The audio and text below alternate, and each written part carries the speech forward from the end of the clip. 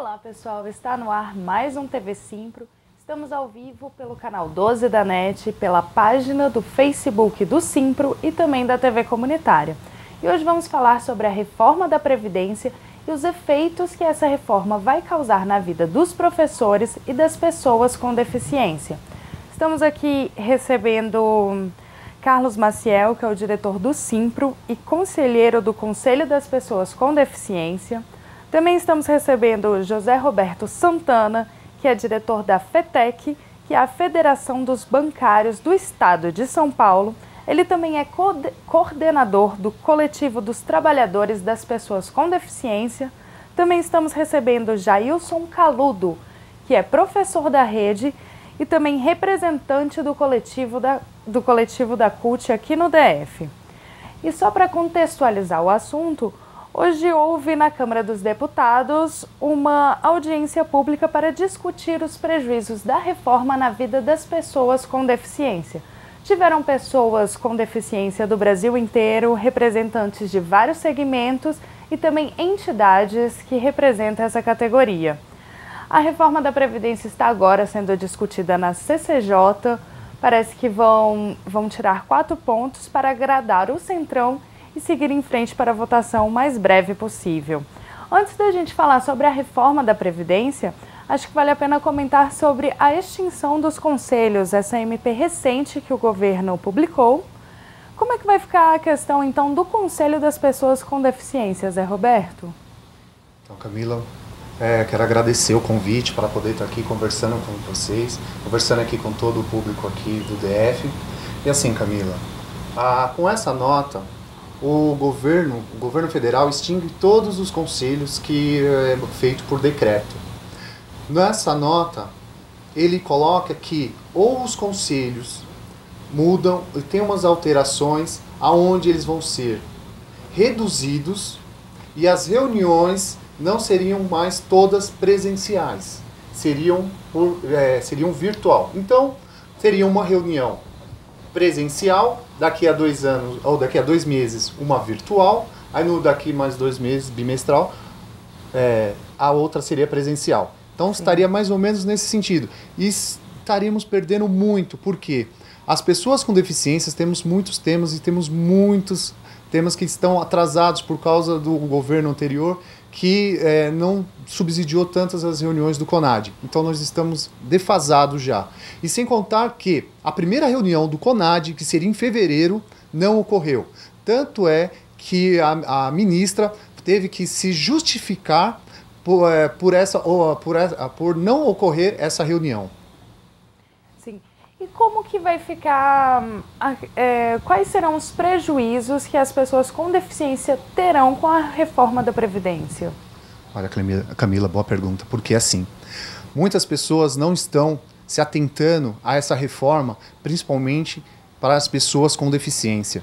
Aonde que nós conquistamos a aposentadoria especial para a pessoa com deficiência, a Lei 142, de 2013, ratificada pela Dilma, nós estaremos perdendo, principalmente as mulheres, vai perder muito, porque hoje a mulher que tem uma deficiência leve iria se aposentar com 28 anos.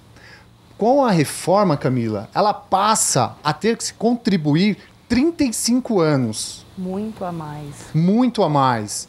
E ainda tem pessoas que defendem essa alteração. Sinceramente, eu não consigo compreender a cabeça de quem elaborou essa mudança, essa alteração. Porque é muito desumano com uma mulher com deficiência leve, Camila. Certo.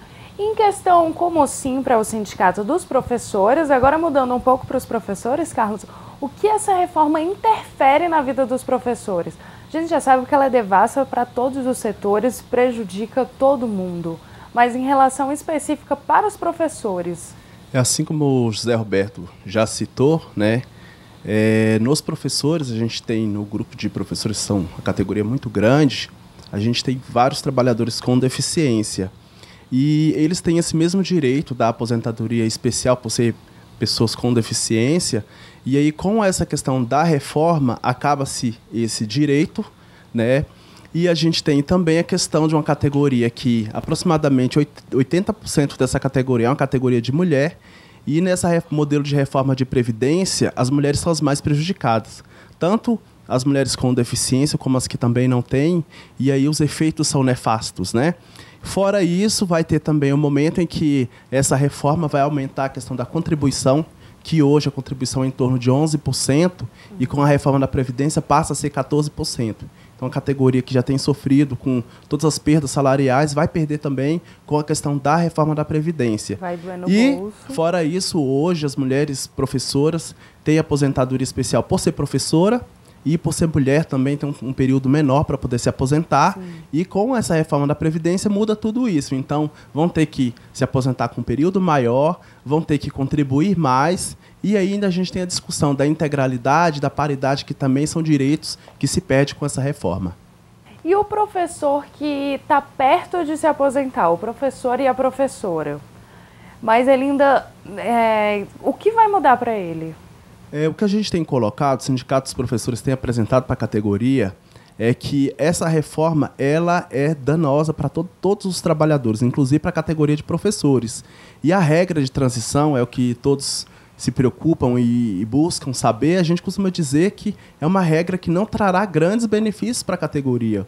O importante nesse momento é que a gente faça a luta para que essa reforma não seja aprovada, tá? Que essa reforma traz danos, é uma reforma muito piorada a modelo da reforma anterior, que era a reforma do TEB. E aqui quero lembrar que os professores, nós fizemos uma greve nacional onde a gente travou a nossa luta, né? Travou a reforma da Previdência do Temer. E aí já aproveitar esse momento para convidar toda a categoria. No dia 15 nós estaremos fazendo um dia de greve nacional dos trabalhadores da educação contra essa reforma da Previdência. Carlos, sabe uma dúvida que eu tenho? Aquele professor que já pode se aposentar, já tem o direito, mas ele ainda está em sala de aula, ele vai ser afetado com essa reforma? O professor que já tem todos os direitos, né? Na realidade, o que tem acontecido no serviço público é que todos que já podem aposentar estão correndo para solicitar a aposentadoria, né? E aí esse já tem o direito já adquirido, conforme as legislações que já tiveram anteriores, 2003 e tal, tem o direito de entrar com o pedido da reforma da Previdência. E aí, se você está com a dúvida, se ele não fizer o pedido agora, como é que vai ser? Ele tem um direito adquirido, vai manter, ele vai solicitar, tá? E o que seria, no geral, o direito adquirido? Inclusive, essa reforma, o questionamento de muitos da categoria de perguntar porque tem o direito adquirido, porque entrou antes da reforma e tal. Só que essa reforma da Previdência ela mexe com a Constituição, né? Mexe com a Constituição Federal e retira direitos. A gente tem diversos direitos dentro da Constituição que está sendo discutido, né? Inclusive os direitos sociais, né? A gente tem a questão do BPC, que é uma grande discussão que está sendo feita dentro da reforma da Previdência, onde eles vão diminuir, que hoje é um salário mínimo, né? E vai para R$400. Então, assim, essa reforma é uma reforma que retira direitos. Então a gente precisa lutar contra essa reforma para que essa reforma não passe. E aí, até colocando aqui como dado, hoje foi feito o levantamento pelas instituições, Anfip, né, que é a Associação dos Auditores, que não existe um déficit da Previdência. Na realidade, o que existe é uma sonegação por grandes empresas que não fazem o pagamento dos seus débitos, e aí tem esse déficit por causa dessa sonegação. Então, se fosse pago essa dívida, que é em torno de mais de 1 trilhão, a nossa Previdência não seria deficitária, e aí resolveria o problema, né? Então, é isso. Talvez até por isso o governo decretou sigilo sobre os estudos da reforma da Previdência, né? Justamente porque a população tendo acesso a isso pode ver que realmente a gente não precisa dessa reforma tão nefasta. Nesse momento, na CCJ, as discussões, hoje nós passamos o dia por lá, onde pela manhã fizemos uma audiência pública com vários representantes dos movimentos das pessoas com deficiência, vários diretores do Simples estão no local fazendo pressão, né, contra a aprovação lá no Conselho, na CCJ, sobre a questão da reforma da Previdência, e a grande discussão lá. Por que o governo decretou um sigilo sobre os dados se a ideia é esclarecer a população? Exatamente. Se essa reforma é benéfica para a população, por que colocar um sigilo sobre as informações? Então isso nos causa mais preocupação ainda. Se você quiser fazer também uma contextualização de como foi esse bate-papo hoje, o pessoal saber melhor o que aconteceu.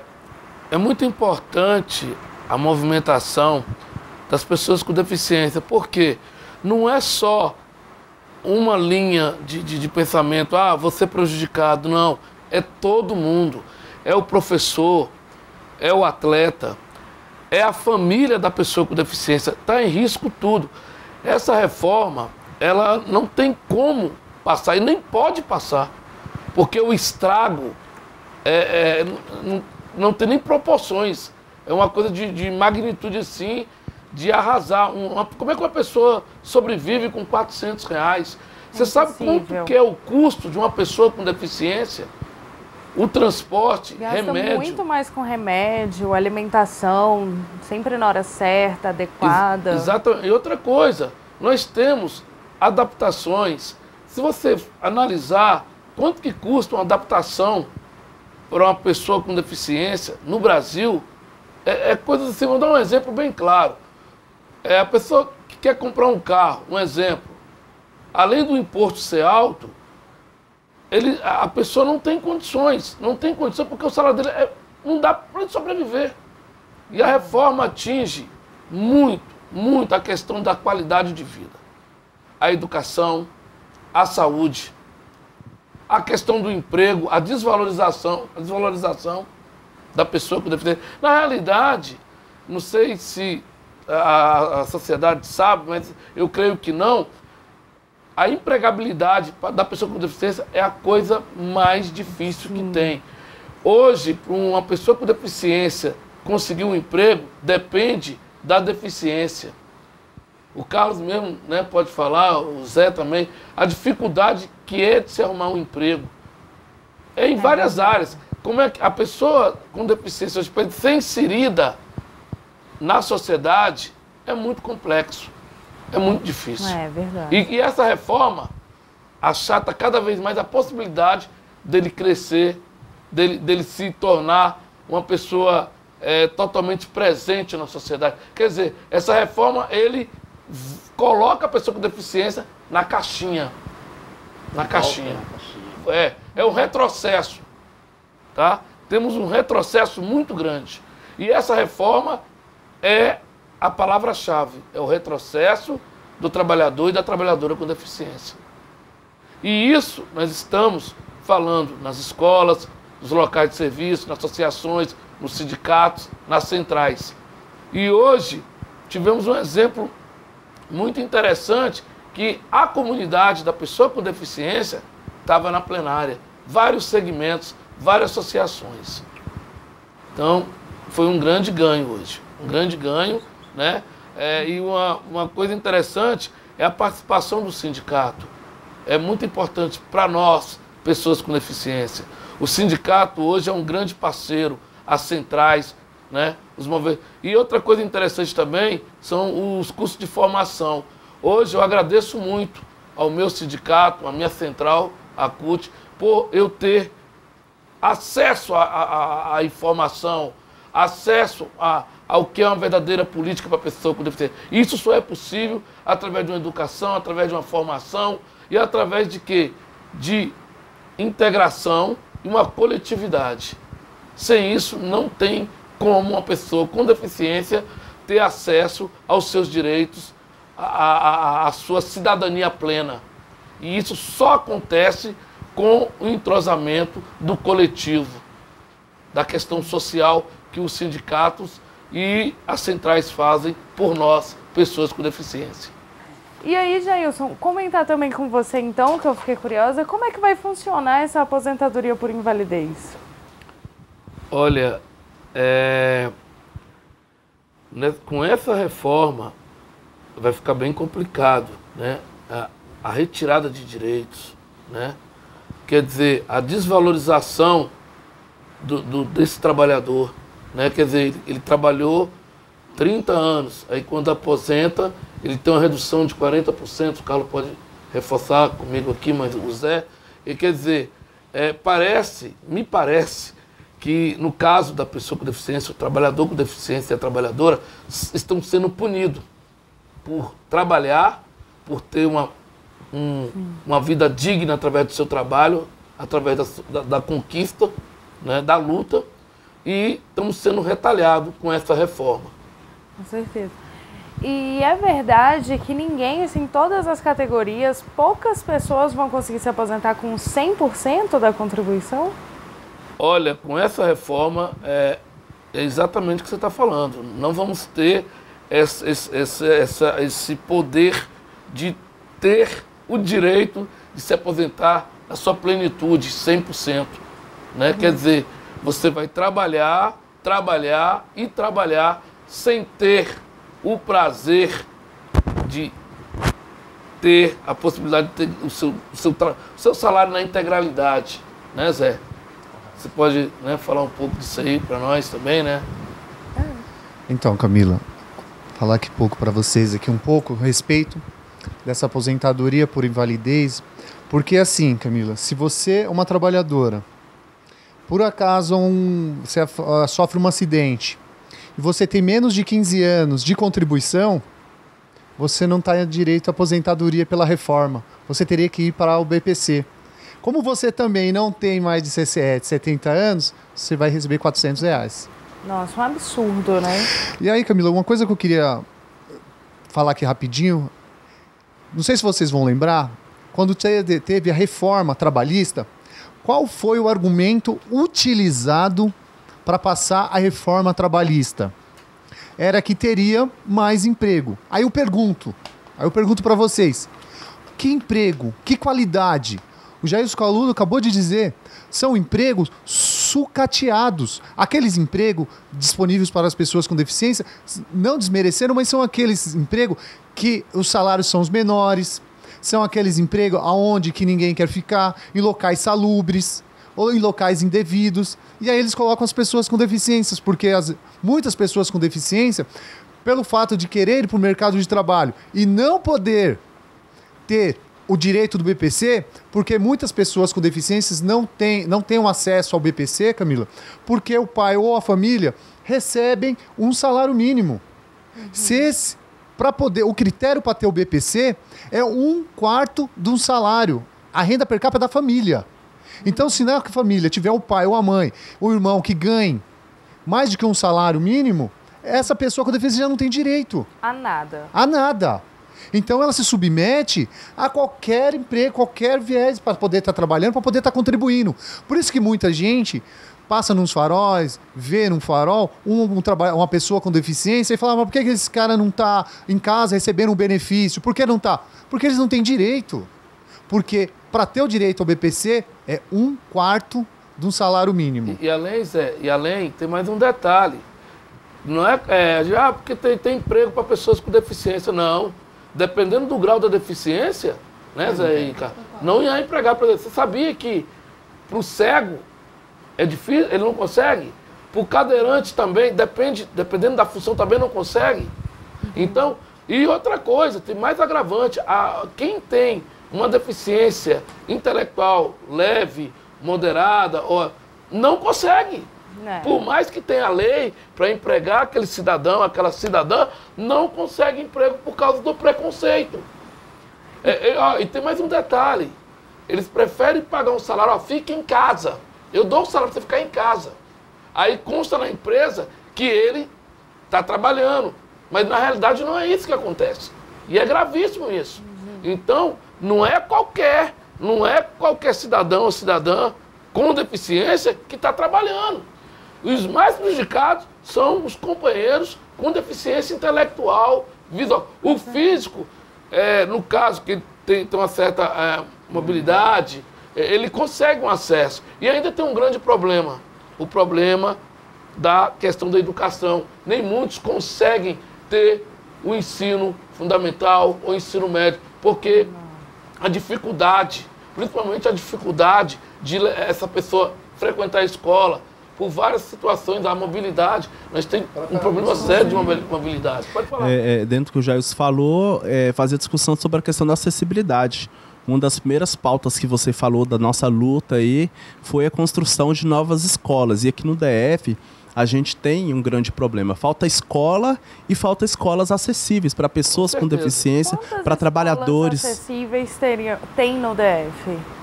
As escolas, no momento, que são acessíveis são as que foram construídas recentemente, são poucas. Na grande maioria, o DF tem escolas que são antigas. Nas regionais mais novas, tem escolas que estão dentro de um padrão próximo da questão da acessibilidade. Mas na grande maioria, a escola não tem acessibilidade, tem escadas, algumas não têm rampa. E aí, lembrando que aqui no DF, todas as escolas são inclusivas. Só que a questão da acessibilidade, dessa inclusão, né, é que muitas vezes não ocorre. E aí o professor acaba tendo que criar meios para poder dar condição para esse aluno com deficiência trabalhar na escola. Imagina um professor como eu, que trabalhei 22 anos, não tive banheiro adaptado, não tive rampa e tive que ser readaptado porque eu dei um problema no ombro, que eu entrei com uma deficiência e vou sair com duas. Porque para o trabalhador e a trabalhadora, o professor trabalhador, a professora trabalhadora, a acessibilidade para desenvolver um trabalho de qualidade não existe. Verdade. Não tem esse olhar para o trabalhador e a trabalhadora com deficiência. Não tem, ainda não tem. Graças que, através do nosso sindicato, através da nossa central, da CUT, está já trabalhando nesse viés, né, Carlos? Estamos trabalhando nesse viés para dar qualidade para o professor e a professora e os outros trabalhadores em geral ter uma condições dignas para desenvolver o seu trabalho como deve ser. Então, olha só. Aí a gente vai colocar 2 pontos. Um, a reforma da Previdência. Com esse modelo de Previdência, onde os trabalhadores, as mulheres terão que trabalhar no mínimo 10 anos a mais para poder se aposentar. Os homens também vai aumentar o tempo da aposentadoria. Aí você tem um trabalhador com deficiência também aumentando o tempo da aposentadoria. E é um espaço que não está acessível, que não dá condições. E aí muitas das vezes você vai entender por que o governo solta um decreto barrando os conselhos, que são entidades representativas da sociedade civil, são paritários, órgãos que são de controle, de controlar o funcionamento, como que está as políticas públicas, políticas sociais, controle social. E aí você vai entender por que o governo soltou um decreto desse. Porque se você tem uma reforma que vai tirar direito, você tem uma emenda constitucional 95 que cortou verbas da educação, e aí a gente tem hoje problema de falta de construção da escola, tem falta de investimento na educação, e aí uma reforma trabalhista com a justificativa que vai dar mais emprego, mas o que a gente vai ter é como no Chile, né, que é subemprego, a gente vai ter como lá no Chile, né, uma grande maioria de pessoas idosas, né, que recebe abaixo do salário mínimo, informações inclusive de suicídio coletivo de pessoas idosas com um modelo de previdência lá. Então, nós do sindicato dos professores chamamos a categoria para a luta, tá, para poder mudar tudo isso que está aí e melhorar a condição do trabalhador e da pessoa com deficiência.